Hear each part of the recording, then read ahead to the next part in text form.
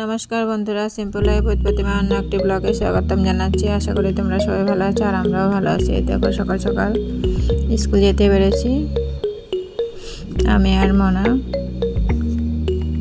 প্রত্যেক দিনের routine school যাওয়া আওয়া, মায়াকে আনানে নেয়ানি, এইসবের ডিউটি চলছে।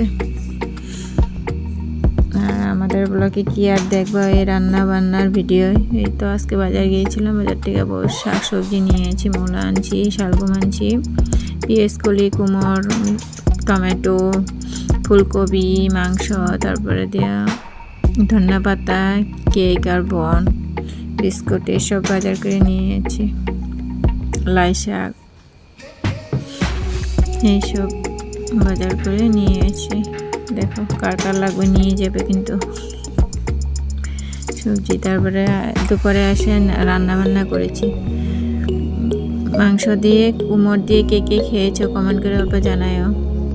আমি সেকেন্ড টাইম ট্রাই করছি, ভালোই লাগছে, মাংসটা স্বাদে হয়েছে। না খেলে একবার ট্রাই করে দেখতে পারো। আজকে তো মাংস রান্নার ভিডিওটা অল্প করে নিলাম। ফার্স্টে পেঁয়াজ দিয়ে, তেজপাতা দিয়ে, সম্বাদ দিয়ে, তারপরে মাংসগুলো অল্প ভাজা নেওয়ার পর হলুদ, লবণ, জিরার গুঁড়া, ধনিয়ার গুঁড়া,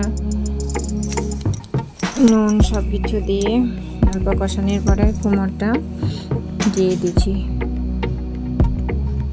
কুমড়টা ভালো করে ভাজা নিয়ে আর মাংসটা সাতলানোর পরে জল দিয়ে দিচ্ছি।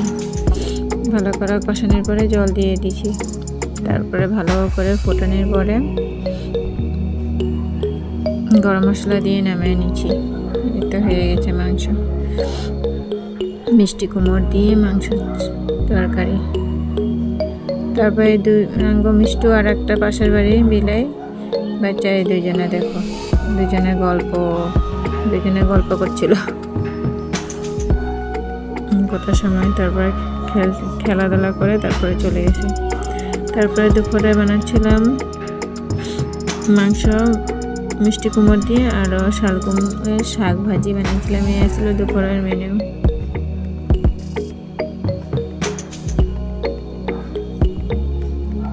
ভিডিওটি ভালো লাগলে লাইক, কমেন্ট আর শেয়ার করে দিও।